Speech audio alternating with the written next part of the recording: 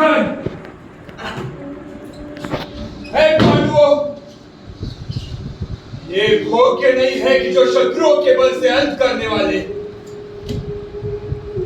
काल रूप वे हल की उपेक्षा करके भय पक्ष में समान दृष्टि रखने वाले और मुझे संग्राम में गर्व के कारण कुछ न समझकर भीमसेन ने युद्ध के मध्य दुर्योधन की जंघाएं तोड़कर उसे अंतमृत कर दिया है।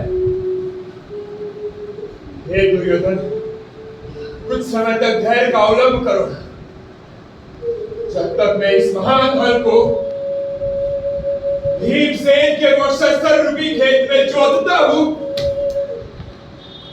इसके द्वारा भीम का अंग अंग विदीर्ण कर दूंगा। रुक जाइए।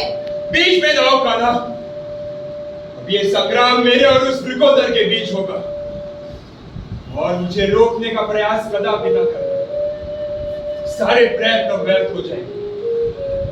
मैं आपको रोकने का दुस्साहस नहीं करूंगी, किंतु क्षण भर के लिए क्या कहोगे तुम? कह भी क्या सकते हो?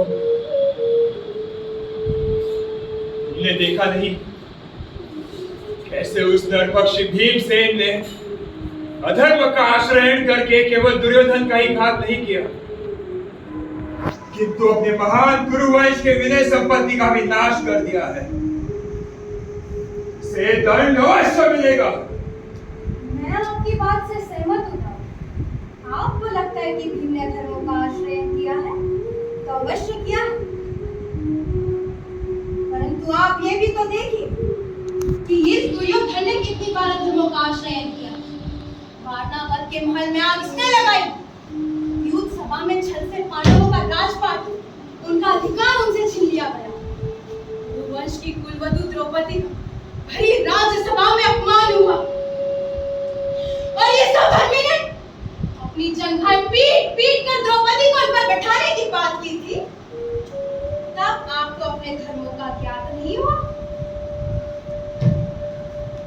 उस समय आपका धर्म वृद्धावस्था में था। यदि आप भीम को उसके कर्मों का दंड देना चाहते तो अवश्य दीजिए, तो ये एक बात ना भूले कि धर्म और द्रोह में क्या अंतर होता है।